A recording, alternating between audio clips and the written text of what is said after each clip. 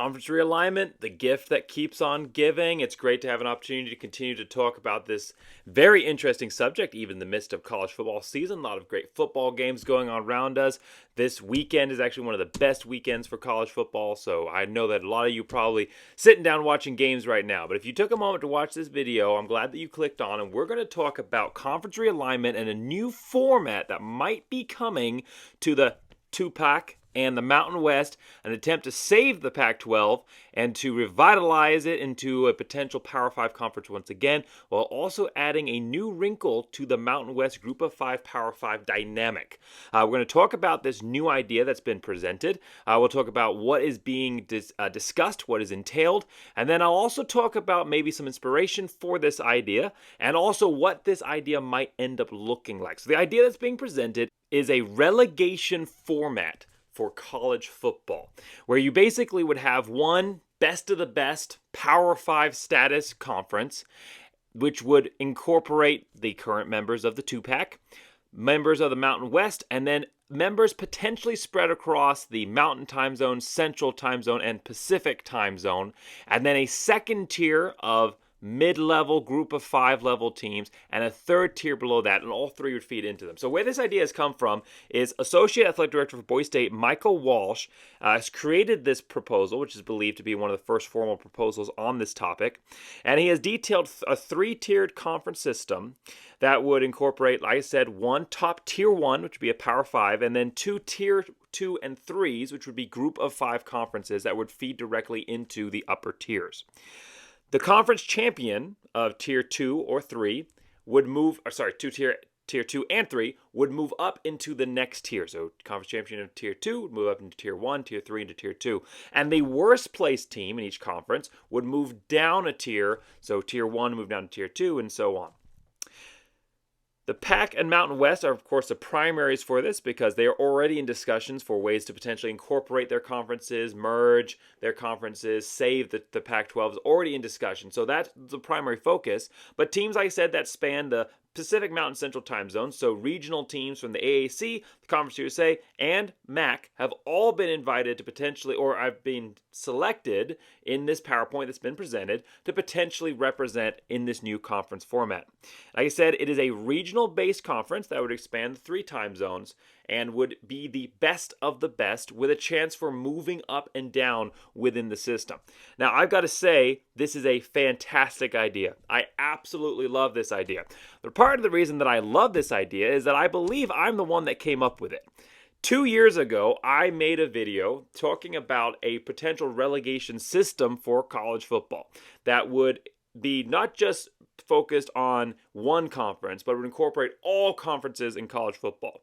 You'd have 4 Power 4 conferences and 4 Group of 4 conferences, so you would merge some of the current Power 5 and some of the current Group of 5 together, and they would each feed into each other on whichever conference was most regionally connected to the other. So, for instance, Pac-12, Mountain West, MAC, Big Ten, so forth as you move across the country. And then the top 2 teams from each conference at the end of the season for the Group of 5 would move up into the Power 5, or Power 4 in this case, and the bottom 2 teams for the Power 4 would move down into the Power 4. Now, this 22-page PowerPoint that Michael Walsh has created and sent out to different athletic directors, I have not seen it, so I cannot speak directly to it. But I know that the 21-page PowerPoint that I created, I presented to people associated with Boise State, and I know that my PowerPoint was actually pitched to former Mountain West Commissioner Craig Thompson as well. So there's a potential that this idea has just sprung up from the ground. This is not the first time that conference realignment in this format, some kind of relegation format, has been discussed. It's not no idea is created in a vacuum. All ideas come from somewhere or are pieced together from other items. So this could definitely be something that's just wholly created by itself. But I think I do have a unique take on this, because whether or not this is based on my idea, it is very similar to the idea that I presented 2 years ago. And if you want to watch that video where I read through the PowerPoint that I sent up, you are more than welcome to. I'll put the link in the description. But I want to talk about what this may look like. This is a slight change on my idea with the 3 different time zones focused on more of a regional format between the 3 tiers. That is also a slight change on my idea that I had. So we're going to talk about what that might look like as far as tier 1, tier 2, and tier 3, and also who we might think would be the teams relegated or added if it was to end this season, and who would potentially benefit from that. I do want to say, though, that there are a few reasons this idea is a fantastic idea, that even if it just ends up being Pac-12 Mountain West and then a couple of other teams to make it a 2-tier system, is the right move to go to, and it should be the future of college football in general, because it increases the watchability of college football across the board. Right now, if you're a New Mexico team playing, Hawaii, or New Mexico playing New Mexico State, nobody's going to watch that game aside from the members of your fan base and maybe some people that if if the game's on like a Friday and nobody's got anything to do, they might tune in and watch that game as well. But that game is going to have very low watchability because there's no stakes. There's really, even in a in-state rivalry like that, those 2 teams are not going anywhere any season, and there's no stakes. However, if those 2 teams are potentially at the bottom of a tier 2 and wanting to avoid a relegation to a tier 3, there's now stakes attached. College football opens up across the board. Every game becomes watchable. Every game has stakes attached to it because now you're watching the Cinderellas with their chance to rise and elevate to the next tier of college football, with a chance to rise to a higher group of 5 conference with a better path to the group of 5 slot in the college football playoff, or a chance to rise to a Power 5 conference with a direct access to the Power 5, to the college football playoff as part of the automatic bids that the Power 5s get. There is so much more watchability added to the game, so the fan interest is increased, but also the monetary interest is increased because there's just so much more viewership being added and potential TV revenue to come from this. It also restores parity to the game because teams that are in the upper tier of a conference, they don't get stuck there when their right to be there has long since expired. If this concept was applied to a national stage, you would no longer see the Vanderbilts of the world and the Marylands of the world and the Kansases of the world sticking in a Power 5 where they clearly cannot compete. You would see them relegated to a group of 5 level conference. So in this case, you would potentially see, depending on how the tiers were set up, you would see maybe a UNLV maybe starts in tier 1, then gets relegated to tier 2 after it can't compete. And now there's a chance for teams to actually compete. You're not going to draw in the massive national viewership per se that you would from the potential Power 5 echo effect of being able to be in the shadow of other Power 5 teams that are drawing in larger audiences than you, and you get to participate in that. But you start to actually have a chance to win games. And winning games at any level is the best way to actually build a grassroots fan base. And you can build your grassroots fan base, you can increase your booster support, and when you're ready to return to the upper level, you can actually come back up. Versus being stuck in a conference where you have no chance to compete, and you're always going to be the bottom feeder in that conference. You're never going to win games. Your booster level is going to remain low. Your fandom is going to be apathetic at the very best, and you're never going to have a chance to actually go out and compete for hardware, for conference championships, to even get to bowl eligibility in some cases, such as Vanderbilt. So this is the perfect solution to restoring parity across the board, increasing watchability. This idea in any format, whether it's my idea or this different version of the idea, which focuses more specifically on just one conference versus all of college football, this is the best way to have a fair system where teams are recognized for their on-field performance and teams end up at the competitive level that they actually are supposed to be aligned with based on what they're putting out on the field each and every season.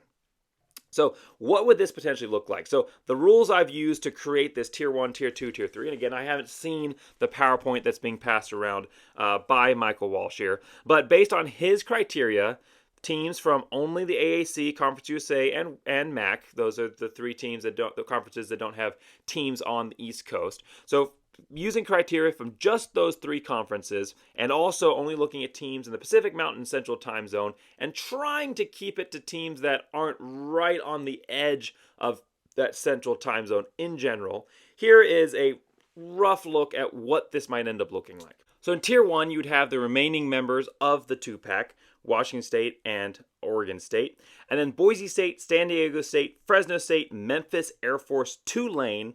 And then the other two members, because I'm trying to make each of these conferences 10 teams to make it about 30 teams across the board, because that seems to make sense. Somewhere between 8 and 12 members per tier is probably what you're going to look at. So to make up the last two, it could really be a combination of anybody that I'm going to be putting in Tier 2. But just to fill out this 10 team, I'm going to say UTSA and UNLV. UTSA has had a couple of great seasons, even though they don't look good this year. And UNLV is off to a decent start, and I think that they're going to be moving in the right direction.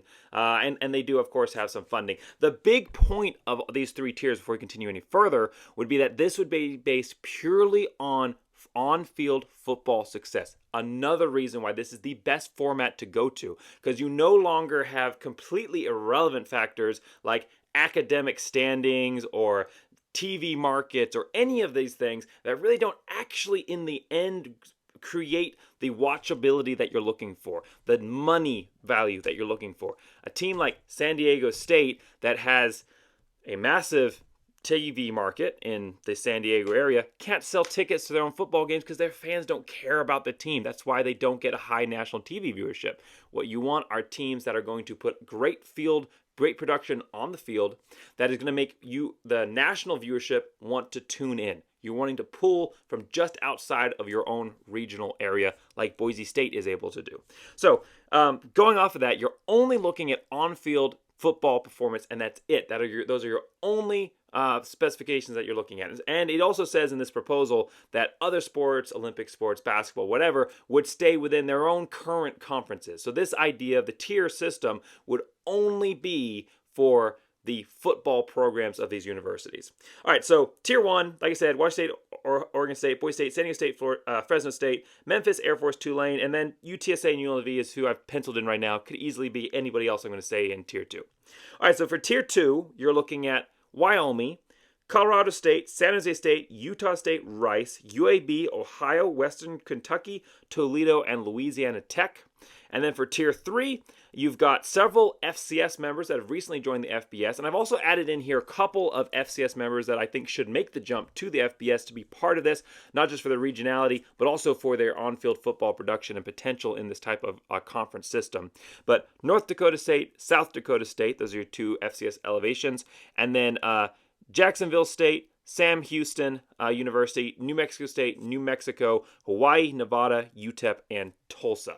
Now, again, I'm not sure if each of these teams are exactly the ones that Michael was considering when he looked at these different conferences to put together, but this is what makes sense to me. I think that you would have a very competitive conference format between these three. When you're looking at Tier 3, yeah, those are lower level teams, but that actually looks like a pretty entertaining slate when you see these kind of bottom tier teams playing each other. There's some regionality here, and there's a potential here for teams that probably were never going to win more than 6 games, like New Mexico State or New Mexico, to potentially go out and compete for a bowl game in this kind of conference format and even a chance to move up. So who do I think would be the first teams to move down and move up in each of these systems? Well, in Tier 1, I think you'd probably be looking at UTSA. They're off to a 1-2 start this season. So you're probably looking at UTSA, and as things dramatically turn around in the next weeks here of college football. And then moving up from Tier 2, Wyoming, they beat Texas Tech. They were really close to beating Texas. You could probably argue for them to be in Tier 1 already, but historically, they've been a mid-level program, but I think if in this conference, this Tier 2 conference, I think they could win that and move up into Tier 1. Then you probably would have UAB dropping from Tier 2 down to Tier 3, with North Dakota State with an opportunity to move up into Tier 2 based on the conference foes that are on the table. Also, potentially Sam Houston University. They've played strong. I think they held BYU to 14-0. And then BYU turned around the next week and beat Arkansas. So there's also some other competitors here that could potentially put up a strong face to move up into Tier 2. So that's it. That's the proposal. I really, really like it. Again, I am not saying that anybody stole my idea. All ideas come from somewhere. They're distilled through different levels, and they all, every idea is filtered through multiple different levels of different people putting in their opinions and are formulated into individual ideas from that. So I'm not in any way upset, and I don't in any way think that my idea was stolen or anything like that, but I think there's a potential that this was something that was seen or passed around, and then an idea was formulated from it, sure. I think there's some similarities that can be drawn. And either way, it's an idea that even if this idea did come up completely in a vacuum by itself, I am still 100% behind it because it aligns completely with a proposal I've already put out 2 years ago, and I've repeated every year since that this is where college football should move towards on the wide stage, not just on the individual or a couple of conference bases like this. Now, could this idea happen? Is it likely to happen? I think the idea of a Pac-12 Mountain West with the elevation of some maybe eager American Athletic Conference teams, those kind of members, is likely. I could see that. To make it a full Tier 3 system, like Michael here is proposing, that I think would be a little bit harder to do because at this point you're talking about either dissolving or picking apart other conferences. Teams coming from Conference USA would have a little of a hurdle to go through because they have a guarantee of rights and a media buyout as well. So there'd be some other financial pieces that we have to move around. And I don't know if right off the bat Tier 3 would be that appealing for some of these teams, especially if they didn't think that they would have the chance for immediate upward mobility. But the Tier 1, Tier 2 idea, definitely, at least at that level, I think could exist with maybe some form of an 8-conference Power 5 with, the 2 remaining Pac-12 teams and then a couple, 4 or so Mountain West teams and then maybe 2 American Athletic Conference teams, something like that. And then the remaining Mountain West teams and maybe elevate a couple of FCS members or pull in some, MAC members or something like that. Potentially could exist. So I definitely see this as a potential solution. Right now, the Pac-2 is fighting for any idea to keep themselves alive. And when they're desperate, they're going to reach out to anything, especially if it's creative and different and they haven't heard it before, because that definitely presents them with a different option than which right now looks like be dissolved into the Mountain West. So this is something that could be moved on, and if there is any additional news that comes out on this, I'll definitely be making more videos on it. So make sure you like, subscribe. So if you love Boise State content as well, make sure you like, subscribe. I just did my game review of San Diego State. I'll put a link to that in the description as well. Boise State getting a big win on the road there, getting their first conference win of the season. So thanks so much for watching. Make sure you like, subscribe. Let me know your thoughts on this system, if you like it, if you don't, what teams you think should have gone in each of these tiers, or if you think what changes you think you would like to make this a better program, a better system. It's all up in the air right now. It's all hypothetical. So let's feel free to dice it apart and come up with the best solution for college football together. Thanks so much for watching. Make sure you like, subscribe, and as always, go Big Blue!